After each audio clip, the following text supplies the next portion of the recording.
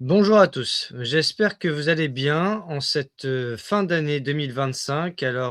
Nous sommes le dimanche 28 décembre 2025 et l'heure est venue de faire le bilan de cette année qui fut très riche, très chargée sur cette chaîne YouTube puisque presque 200 émissions ont été réalisées au total et à peu près une cinquantaine de lectures audio, donc depuis ces 3 derniers mois. Avant toute chose, merci infiniment pour votre présence durant toute cette année. Vous n'imaginez pas à quel point c'est important pour moi de vous remercier parce qu'en réalité, vous êtes plus de 35 000 à vous être abonnés à cette chaîne YouTube. Et aujourd'hui, en faisant un petit peu le compte, eh bien, je m'aperçois que ça a dépassé mes espérances puisque vous êtes plus de 70 000 sur la chaîne et je ne pensais pas atteindre ce nombre avant l'année prochaine. Donc, tous les espoirs sont permis, même si tout ne repose pas sur les statistiques non plus, puisque pour moi, le fond importe par rapport à la forme. Néanmoins, voilà, c'est, l'occasion pour moi de vous dire un immense merci, que ce soit pour les clics, les partages, les pouces, les abonnements et puis également vos courriers, vos contributions. Je rappelle que vous êtes les seuls à me financer. Je tiens à le rappeler parce qu'on oublie souvent comment ça fonctionne dans les médias alternatifs et indépendants, mais je prétends avoir cette indépendance totale dans le sens où si vous ne me financez plus, eh bien, je n'existe plus entre guillemets en tant que chaîne YouTube et en tant que média indépendant.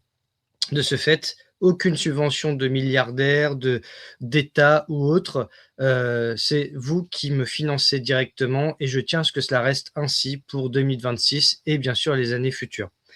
D'autre part, j'aimerais aussi, eh bien, remercier les modérateurs. On oublie souvent le travail de fourmi que cela nécessite, le travail intense aussi que cela prend. Je rappelle que tous les modérateurs de cette chaîne sont bénévoles. Je voudrais d'ailleurs saluer aussi, Vincent, celui qui, me fait les vignettes, pour, les émissions. Donc les fameuses vignettes que vous voyez en général pour présenter les émissions, pour les promouvoir, eh bien, je le remercie puisque c'est aussi, mon webmaster, mon administrateur de site internet et d'ailleurs en 2026, un des grands projets, j'en parlerai tout à l'heure, eh bien, c'est de recréer un site internet totalement différent de celui que j'ai avec, pour, ligne de mire les émissions, les dossiers notamment journalistiques, les lectures audio. Voilà. Alors les modérateurs, je les remercie. Je vous remercie, chers modérateurs, Luc, Sandram, Stéphane ou encore Marjorie. Je remercie aussi ceux qui ont été présents au départ, mais Luc est le plus ancien puisque depuis juillet 2024, il m'accompagne. Alors je sais que les modérateurs n'ont pas fait l'unanimité au départ parce que forcément je n'avais pas de modération, donc c'était un peu open bar et puis ensuite ça s'est corsé. Ça a été très restreint et très rigide pour certains, mais c'est la condition sine qua non qui a permis à cette chaîne YouTube d'être toujours là, presque 3 ans après le départ des émissions, puisque cette chaîne YouTube a désormais 8 ans, mais elle est vraiment active à plein temps depuis 3 ans, depuis les émissions. Et l'avantage de cette chaîne YouTube, c'est que, eh bien, vous avez l'historique. Je vous remontre un petit peu l'historique de tout cela, puisque à l'accueil, vous avez justement, alors les shorts, c'est quelque chose que j'ai démarré vraiment cette année, avec tout l'historique, voilà.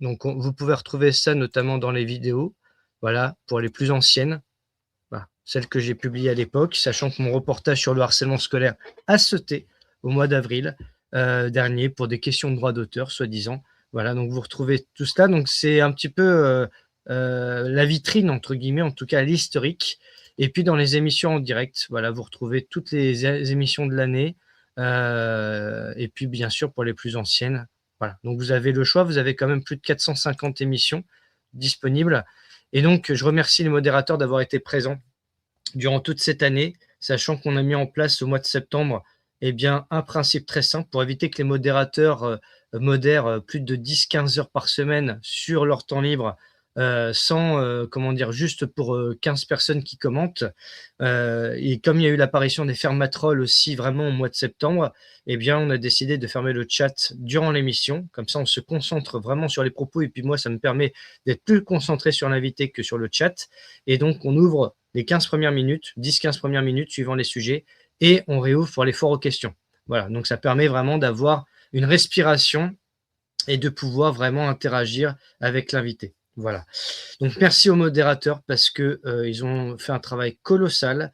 Ça permet vraiment d'avoir aussi une sorte de petite famille, si je puis dire. En tout cas, c'est un groupe soudé et qui permet d'échanger et qui, modère aussi, notamment Luc, sur mon groupe Facebook, sur, le groupe Telegram aussi. Voilà, ça aussi, c'est la création un petit peu de cette année, les groupes intitulés Nicolas Bouvier TV.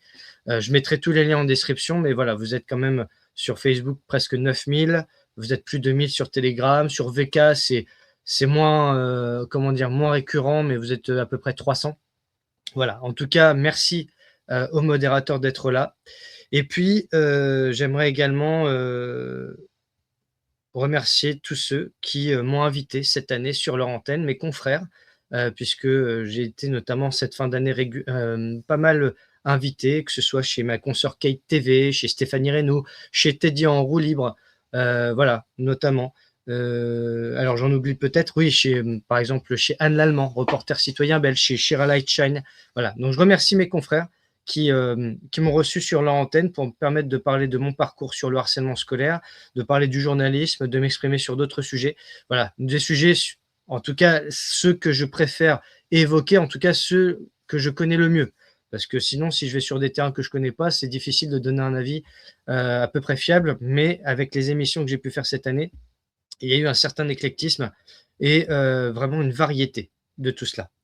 Ensuite, j'aimerais remercier tous les invités qui sont venus, quels qu'ils soient, parce que chacun d'entre eux m'a apporté une expérience, m'a permis vraiment d'apprendre, parfois de mes erreurs aussi, mais d'apprendre à réagir, suivant, comment dire? Les particularités de chacun, puisque chaque personnalité a sa personnalité, c'est le cas de le dire et voilà, donc j'ai pu, expérimenter à nouveau cette année, eh bien, les caractères de chacun, les, heu, les qualités, les défauts de chacun et ça m'a vraiment, beaucoup appris, une forme de Truman Show journalistique, en direct pendant près de 200 émissions. Donc il faut imaginer, j'ai pas fait le compte, hein, parce que il y en a tellement, mais on est à peu près à peut-être 500-600 heures d'émission cette année. En tout cas, en matière de de capacité de disque dur, j'étais passé le téraoctet depuis 2 ans et demi. Donc vraiment, il y a une énorme masse d'émissions. Et puis, voilà, donc de ce fait, je remercie tous ceux qui sont venus à l'antenne. Et l'année prochaine, il y aura bien sûr des nouveaux invités. Quelques-uns reviendront peut-être. Mais je rappelle que j'ai mis en place, il y a bientôt 1 an maintenant, l'attestation sur l'honneur. Alors, je sais que c'est un principe qui a surpris beaucoup de monde, mais ayant eu quelques déboires en 2024 avec des invités qui, après être passés à l'antenne, m'avaient demandé de supprimer les émissions parce qu'ils n'assumaient plus leurs propos, etc., j'ai mis en place une attestation simple qui n'est pas un contrat de travail ou quoi que ce soit, mais qui est simplement une attestation où on s'engage à respecter le public, à ne pas faire supprimer l'émission a posteriori, sauf cas exceptionnel. Mais voilà, donc certains n'ont pas voulu la signer, ce qui est tout à fait leur droit et je respecte cela. Mais voilà, donc ils ne viendront pas à l'antenne ou ils ne viendront plus à l'antenne puisque certains étaient réguliers et de ce fait, eh bien, c'est un choix qu'ils assument, que j'assume et puis, la pluralité des médias indépendants qui existent aujourd'hui fait qu'ils peuvent aller ailleurs que sur mon antenne, ce n'est pas un souci et ce n'est pas pour ça que, je leur en veux. Voilà, c'est aussi un moyen de, voilà, de diversifier un petit peu l'offre, si je puis dire. En tout cas, voilà, c'est une des réponses aux questions que vous pouvez vous poser sur pourquoi un tel, on ne le revoit plus et cetera. Bah, parfois parce que la personne n'a pas voulu signer l'attestation et donc n'a pas voulu s'engager et je respecte cela. Certains ont signé et ont pas forcément respecté leurs engagements donc c'est pareil.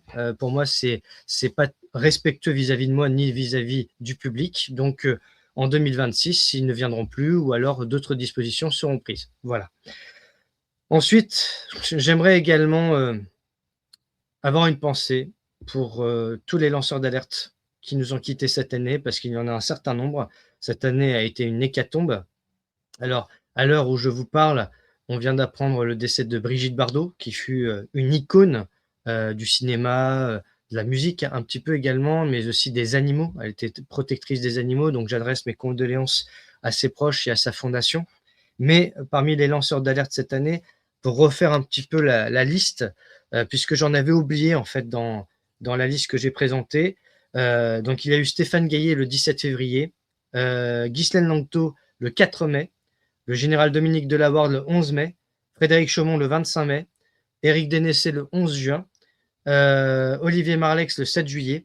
Alors, Chinois Marrant, Benaymen le 10 juillet. Alors, certains m'ont dit, mais en quoi il était en lanceur d'alerte? Bah, peut-être pas que c'était peut-être pas l'alerteur le plus remarqué qui soit, mais disons qu'il était à la veille d'un spectacle déjà. Et puis, la version officielle, c'est qu'en voulant récupérer un portable dans une gouttière, il a fait une chute de 8 mètres.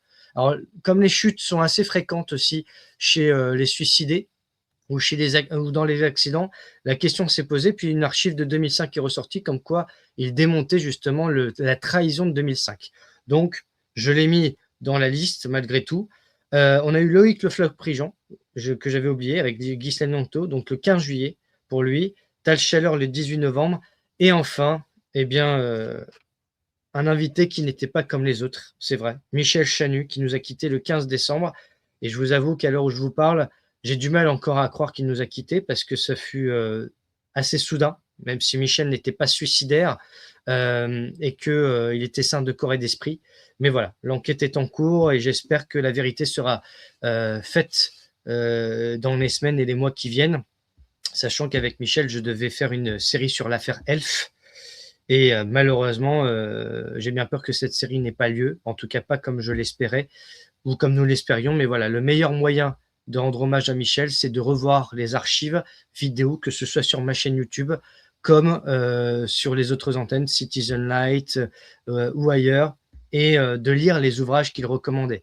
D'ailleurs, Michel, vous avez dans l'historique, si vous tapez Michel Chanu, donc sur la barre de recherche, vous avez toutes les émissions qu'on a faites, notamment l'affaire Bétaram, le Scornec, les Béatitudes, sa dernière intervention, une des dernières interventions publiques aux rencontres des médias indépendants, à Nohant-en-Grassé, Laurette Trintignant aussi, voilà, transhumanisme, histoire, agriculture et politique, Ernest Pardo, voilà. On en avait fait un certain nombre avec Michel, et donc c'est avec une grande tristesse qu'on a appris sa disparition. Voilà. Donc de ce fait, parmi les émissions justement qui m'ont le plus marqué cette année, à titre personnel, parce qu'il est difficile de faire une classification et ce n'est pas le but, mais c'est l'émission avec Claire Sévrac, sur Claire Sévrac, qui fut peut-être une des plus incroyables jamais réalisées pour moi sur cette chaîne. La deuxième, plus populaire, puisqu'on est à 93 000 vues, sachant que Claire nous a quittés le 25 décembre, donc il y a 3 jours, nous avons commémoré les 9 ans de sa disparition. Et en ce moment, je diffuse chaque jour des lectures audio de ses ouvrages. Donc voilà, l'émission avec elle, sur elle, et l'émission sur Antoine Béchamp aussi, très importante, qui fut une des révélations aussi parmi les scientifiques oubliés. Voilà. Donc il y a eu beaucoup d'émissions cette année sur des sujets parfois très sensibles, notamment sur la Seconde Guerre mondiale, que ce soit avec Valérie Devon, que ce soit avec Vincent Renoir, que ce soit aussi avec John Doe, entre autres. Donc ces émissions-là ont été marquantes. En 2026, il y en aura d'autres. D'ailleurs, en 2026, j'aurai le plaisir d'aller à Vierzon. Alors, le plaisir, pas pour le sujet, parce qu'en réalité, j'aurais préféré que cet événement n'ait jamais lieu, notamment sur les victimes des injections Covid, sur le Covid long, ou encore pour parler de l'euthanasie. Donc, je serai là en accompagnant, si je puis dire, en tant que journaliste indépendant, avec des ouvrages dont certains sont présents derrière moi pour soutenir les victimes. Donc, le 31 janvier et le 1er février, je serai sur place. Et puis, il y aura également une autre émission, un événement spécial fin juin qui s'appellera le Panthéon des alerteurs. Alors peut-être que je changerai le titre d'ici là, mais le Panthéon des alerteurs permettra de faire une synthèse de Béchamp jusqu'à Rainer Fulmich, en passant par Coluche, Balavoine, Claire Sévrac, les lanceurs d'alerte de cette année aussi qui nous ont quittés. Bref, on essaiera de faire une synthèse globale en émission marathon sur toute une après-midi, peut-être un dimanche, à voir. Voilà, c'est en projet, mais ça fait partie des événements marquants pour 2026. Et comme je le disais en début de cette vidéo, j'ai l'intention de recréer un site internet, mais vraiment général. Donc, ça demande du temps et beaucoup d'espace, d'espace de stockage. Donc, j'en discute avec mon administrateur parce qu'en réalité, il faut suffisamment d'espace pour héberger toutes les vidéos de la chaîne, les lectures audio, mais également les dossiers qu'on a pu m'envoyer sur différents sujets. Voilà, donc parmi, tout ce qu'on a pu vivre cette année, il y a notamment, la série Isidore Le Puisatier, puisque ça m'a permis de créer un nouveau concept, celle des séries.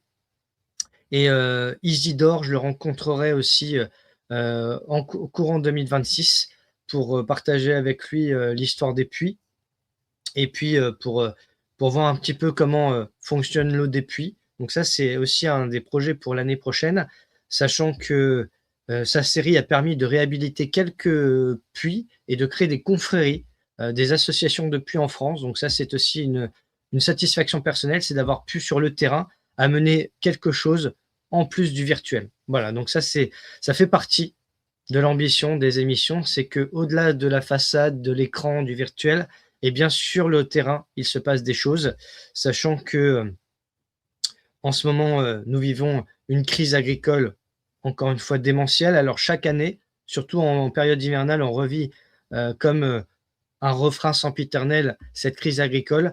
Mais l'émission faite récemment sur la crise agricole, justement, où j'avais proposé à Michel Chanu de participer, il avait décliné modestement, ne se sentant pas apte, n'ayant pas les compétences d'après lui pour parler du sujet, mais ça devait être sa dernière émission s'il l'avait accepté.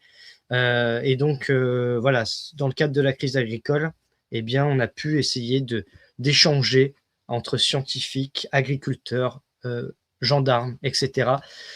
Parce que nous vivons une période compliquée et surtout parce que nous sommes en guerre. Et ça, c'est ce qu'il faut retenir, c'est que nous sommes en guerre, c'est l'adage présidentiel qui n'a jamais été autant d'actualité que cette année. Donc ça va faire bientôt 6 ans, le 16 mars prochain, que nous sommes en guerre et le 16 mars devrait être la 500e émission de cette chaîne. Donc je suis en pourparlers avec, un invité, pour le recevoir, qui n'est jamais venu sur l'antenne et en attendant, eh bien, beaucoup d'émissions sont à venir, sachant que, parmi, les sujets qui reviendront l'année prochaine, il y aura bien sûr la santé, la protection de l'enfance, la politique.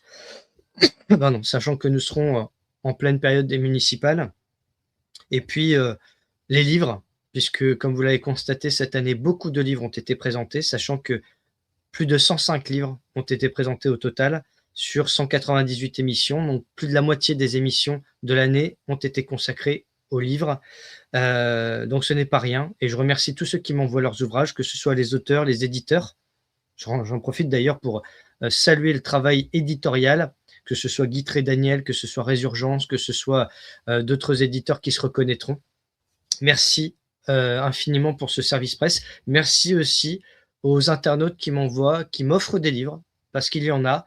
J'en ai encore reçu, ces derniers jours, et pour, d'autres cadeaux aussi que j'ai pu recevoir, par, boîte postale pour les fêtes de Noël. Donc merci, encore une fois bah, pour vos cadeaux, parce que chaque geste compte en fait, hein. Ce n'est pas qu'une question financière, c'est aussi un geste, un mot, un partage, un message de soutien, un merci, des compliments. Voilà, chaque mot, chaque geste compte et j'essaye de vous le rendre à la hauteur de ce que vous m'apportez. Voilà, en tout cas, merci pour tout cela et donc 2026 va être une année, importante, je l'espère, moins dramatique que 2025 qui fut une année éprouvante et difficile.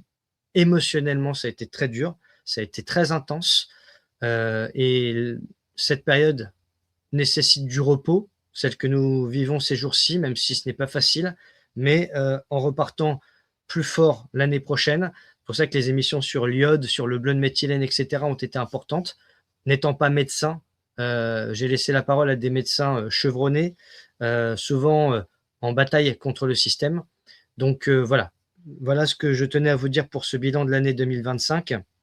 Je rappelle encore une fois, puisque j'ai l'habitude de faire mes déclarations d'intérêt, mais que je suis apartisan, que je suis asyndical, sans casier judiciaire, en tout cas les vierges, que je ne suis pas suicidaire, je tiens à la vie, je suis sain de corps et d'esprit. Voilà, je n'ai pas de traitement médicamenteux, si je puis dire, et surtout, je n'appartiens à aucune loge maçonnique, ni Rotary Club, Lions Club ou autre réseau hermétique. Mon ambition pour 2026, c'est de rester dans la même situation, dans le même statut que 2025, à savoir indépendant intellectuellement et financièrement, hem, seul à bord. Je n'ai pas l'intention de travailler dans une rédaction ou d'accepter de travailler pour un autre média que le mien, parce que le mien me suffit amplement. Le seul partenariat que j'ai accepté, c'est avec ma consoeur Stéphanie Reynaud de Tribune Libre pour les films libres et elle pour les lectures audio. Mais de ce fait, voilà, je n'ai pas envie de changer. Je suis très bien comme ça, ce qui demande un travail énorme et vous l'avez constaté par vous-même puisque quand on est seul à bord, on fait aussi le travail de secrétariat, d'envoi de courrier et cetera, notamment des ouvrages que beaucoup d'entre vous m'ont commandés et d'ailleurs Sentiment Partagé est toujours en déstockage, donc n'hésitez pas, vous m'envoyez un mail, vous m'envoyez un courrier, voilà, vous commandez puis je vous l'envoie, dans les jours qui viennent, dans les jours qui suivent. En attendant, je vous souhaite une très bonne fin d'année pour ces derniers jours de 2025, une excellente année 2026, la santé, du courage, de la force, de l'honneur et beaucoup d'humilité, de modestie, heu, surtout pour, ceux qui nous dirigent, parce que c'est pas leur qualité première, mais en tout cas, voilà, je nous souhaite une année combative qui, sera charnière puisque ça passe ou ça casse au niveau des guerres. Tout ce qu'on espère, c'est que ce système finisse par tomber à un moment donné. Donc, je nous souhaite tout cela. Je nous souhaite, beaucoup de solidarité, beaucoup d'entraide, mais en même temps de la transparence et de la vérité. Voilà ce que je nous souhaite et je vous remercie encore une fois infiniment pour vos soutiens, pour vos clics, pour vos partages. Peut-être que 2026 sera l'année des 100 000 abonnés sur cette chaîne, mais ce n'est pas la priorité première. La priorité première, c'est de traiter des sujets de fond en comble et surtout avec honnêteté, transparence et vérité. Merci et à l'année prochaine.